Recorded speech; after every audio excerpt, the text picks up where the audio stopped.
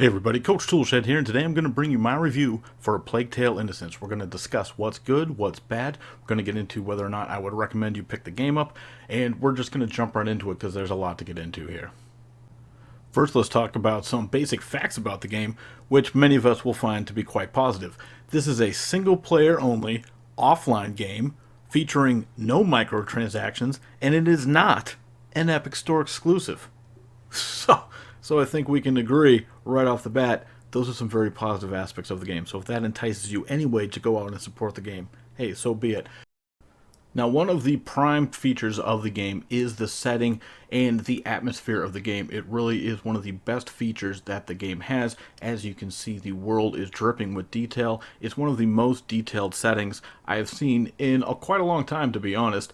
And there's certain parts of the game where it really has this forbidding sense and almost has sort of a horror feeling at certain times. It's not really a horror game, but it does have a very dreadful atmosphere at certain times. Sometimes it even reminded me of Bloodborne, to be honest, with how much gore and different visual effects it was using on the screen when the enemies were coming at you with lanterns or torches. It really had sort of that feel to it that was just a sense of dread and oppression as you went through the game. There are also times in the game where it has a much lighter and quieter feeling, whether you're strolling through a forest or maybe sometimes there's a snowstorm going on. And it really does, it doesn't matter what chapter of the game you're in, what setting you're in, it always looks good throughout. It doesn't matter if you're going through a rundown village where the plague has already ravaged through the entire village. Everything in the game looks fantastic. It puts you in the proper setting, and it really is one of the strongest features of the entire game. One of the other aspects of the game that is very strong is the relationship between the main character, Amicia Dairun, who is you, and her little brother Hugo, you are the two main focused characters of the game. There are other people that you run into. I know a lot of the time the talk about the game is focused primarily just on the two siblings, but you actually do run into numerous characters throughout the game who will aid you in your journey.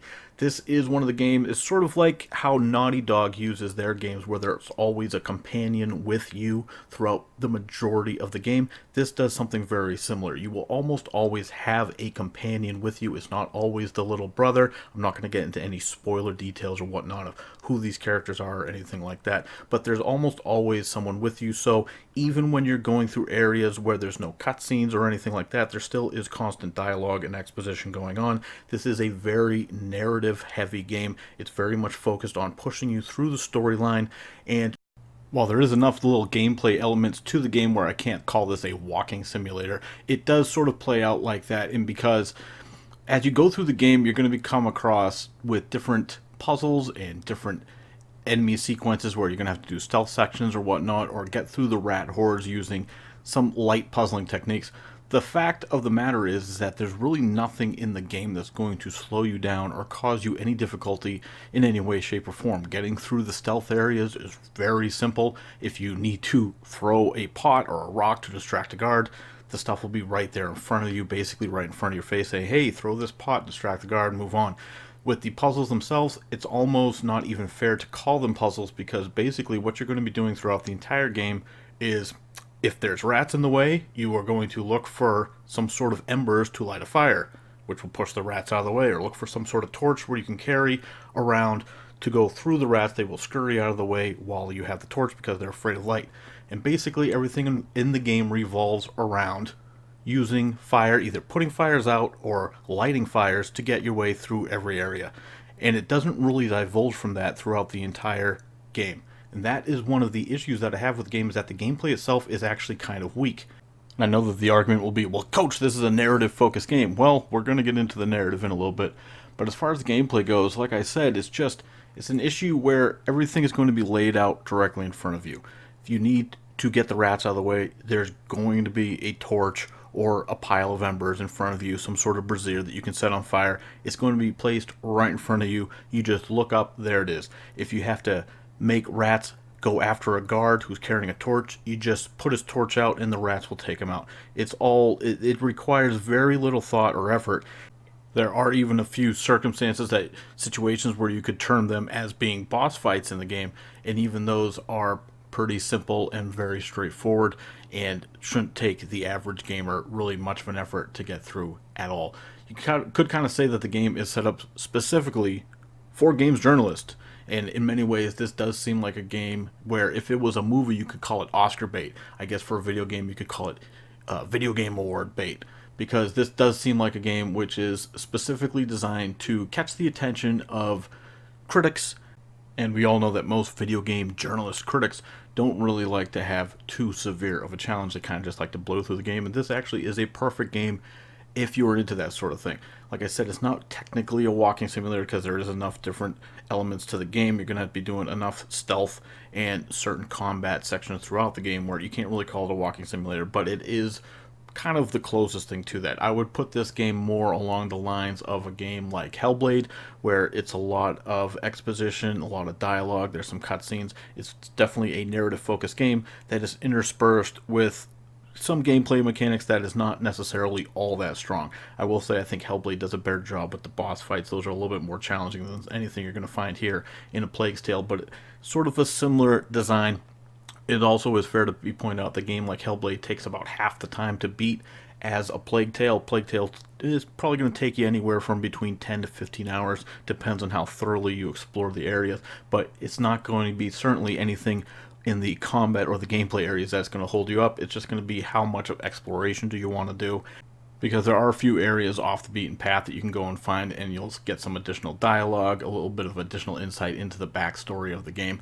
Nothing too crazy, but there are a few different spots in the game that you can go off the beaten path, do a little bit of extra exploration. But on the whole, this is an extremely linear game. Like I said, they're going to be basically holding you by the hand throughout the entire time and leading you through the story and the narrative. That is definitely the focus of the game.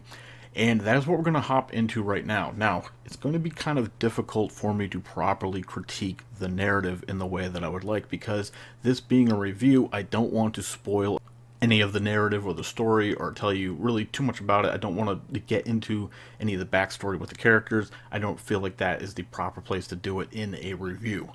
I almost feel like I need to do a separate video specifically breaking down what the issues with the narrative are. I'm not sure if I'm actually going to do that, but needless to say, if you can tell from my tone, I do have some issues with the narrative.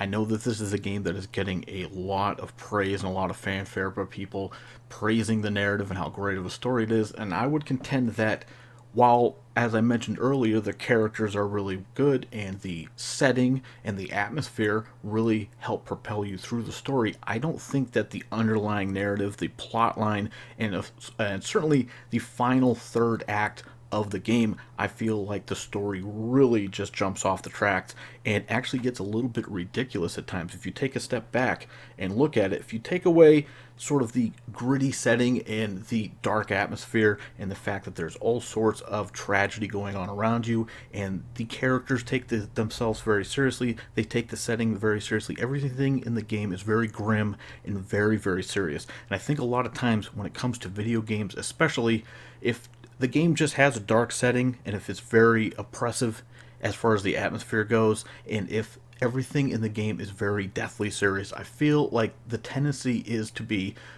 amongst gamers and critics, is that they sort of just say, oh, this is a great narrative, this is a great story.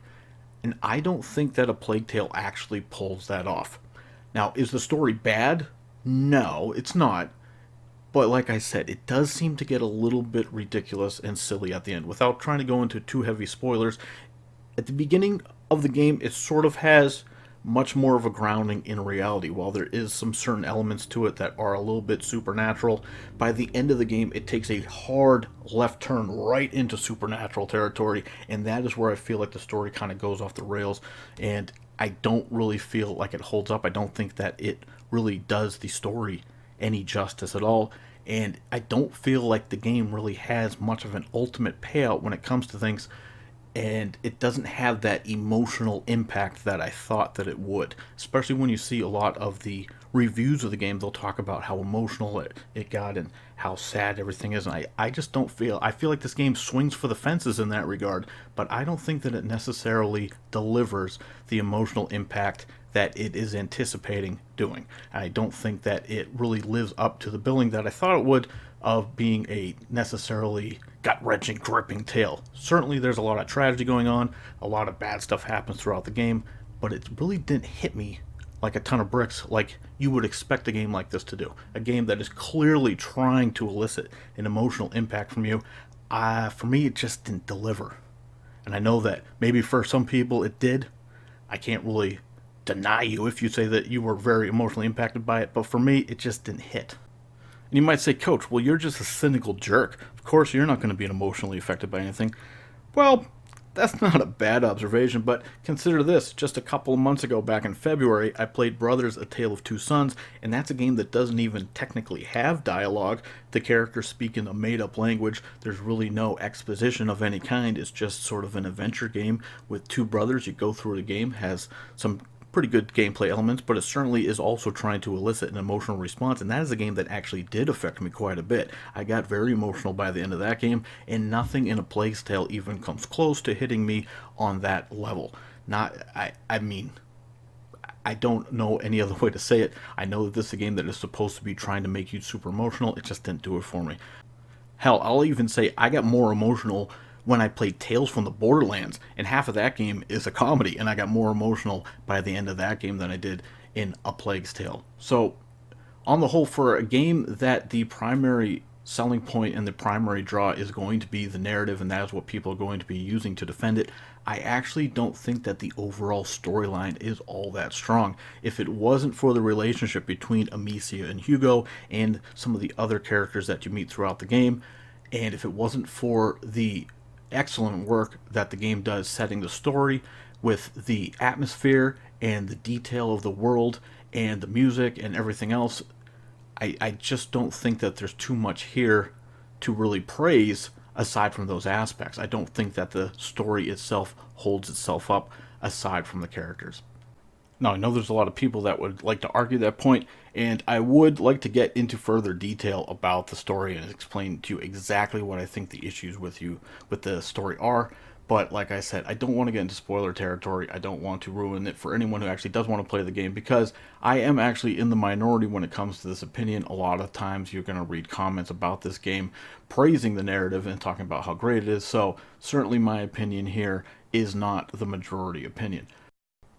Now, we can also discuss the combat, or rather lack thereof, in the game, because Amicia can't actually do much fighting when it comes to the human enemies in the game. She can take out enemies if they're not wearing a helmet. She can take them out with some rocks and a sling, and she has a couple of different tools at her disposal, whether it be forcing enemies into piles of rats and dousing their torch so the rats attack them, or sometimes she has an attack where she can make the enemies' helmets sort of heat up so they have to rip them off, and then she can take them out with her sling and a rock. But there's really not much of a combat system at all. Basically, if you get spotted, you are going to get killed, most likely. You are not going to survive an attack by any of the guards. They're going to one-hit kill you at any time if they get onto you and attack you. Your only hope is to sort of take them out with rats or your sling. And other than that, there's really nothing else to the combat to discuss. There's nothing else that goes on throughout the entire game. We pretty much talked about every single thing that you're going to be doing in the game. You're going to be lighting fires, putting fires out, taking out guards with stealth, or sneaking by them through bushes in the same old tried and true method of so many other stealth games, where you throw a rock to distract the guards and then hide in the high grass to get through the areas. Other than that, there's really not much else to discuss about the gameplay at all. So, like I said, this is a game that just boils down to basically whether or not you really get into and enjoy the narrative. And like I said, I've already mentioned this multiple times, it's a game that is dripping with great atmosphere. It does a fantastic job. It sets a great tone for the entire game, but overall for me, the narrative falls flat, and when that is clearly meant to be the defining characteristic and the main highlight of the entire game, and when that falls flat for me, that just tells me that I can't really tell you to rush out and buy this game, especially when it has a price tag for what is essentially kind of an indie game from a smaller studio. This is a game that still has a pretty steep price tag of anywhere between $45 and $50, depending on where you pick the game up. So overall, would I say to pick this game up? No, I wouldn't say that for most people. Now, there are people who really do enjoy narrative-based games. For what this game is, it actually is pretty well made. It has no technical issues. I ran into no bugs. It looks fantastic. The music is good. The graphics are great. There's really not any problems with the technical aspects of the game. So if you are someone who does just enjoy basic walking simulators and games that are not really any challenge at all, and if you're okay with the fact that maybe the narrative isn't the strongest that you've ever played, but maybe you can get involved and get sucked into the story, whatnot, this might be a game that you might enjoy, but I would suggest maybe waiting until you can get it at a much cheaper price. I think this is a game, so like I said, it's only going to take you about 10, 12, maybe 15 hours at most to beat. There's not a lot of replay value here, so I would say if you could get this game a little bit cheaper, and if you know exactly what sort of game you're getting yourself into, there is a segment of the gaming population that will enjoy this title. And of course, there's going to be plenty of people that will tell me that I'm dead wrong about this game, because it seems like every year there's one or two games that comes out where it just becomes this critical darling, and everyone who loves the game will vociferously defend it and tell you that if you don't like the game, you just don't understand it, you don't like art, stuff like that. It's the same sort of nonsense you'll see with a lot of different games. Like I said, this happens every year. You're going to get one or two games like this that you're just not allowed to criticize or say anything negative about. And I think that this game is one of those games that's going to fall into that category this year. People aren't going to want to hear it. People are not going to want to listen to a negative opinion about this game because of the positive features that they like about the game. They're going to sort of sugarcoat and whitewash all the other aspects of the game that maybe are not as strong as they would like to admit. Now, I'm not going to say that this is a bad game. It certainly is very well crafted, and there are some good aspects to it. And I'm not going to say that I regret buying it. I don't regret playing it. I certainly am glad that I played it. I'm not going to say that it's a fun game, because the subject matter and the seriousness and tone really preclude it from being much of a fun game, especially with the fact that the gameplay elements of it are not really very satisfying when it comes down to it. So overall, I don't know. If this is your type of game, if this seems like your type of game, it might be. You might like this sort of game quite a bit. For me, I don't see this as a game that I'll go back to and play again. It's a perfectly fine game. Here's the thing. This falls into a category of games that you run into all the time. This game is a perfectly fine game. It's well crafted, but I think this is a game that is getting overpraised and a little bit overhyped simply because it's an indie game. Like I said, it has those features that critics want to see in the game. There's different aspects of the game, both the tone of the game, the characters, and everything else. These are sort of things that critics really do like. So this sort of seems like a game that is designed to get critical praise. But as a game itself, if I'm critiquing it strictly as a game and not a piece of interactive media, I don't really, for me, it's just not nearly as good as some people are making it out to be. But hey, everyone's entitled to their own opinion. For me, I think the game is just fine. I don't think it's great. Not at all. But anyway, that's it for me, Coach Toolshed. Tell me why I'm wrong down in the comments below, because I'm sure there's going to be a lot of people that are not really happy with the fact that I wasn't glowing with overwhelming praise for this game. But anyway, let me know what you guys think down in the comments below. Please subscribe if you want to stay in tune with the channel head forward. And as always, keep it turned to 11.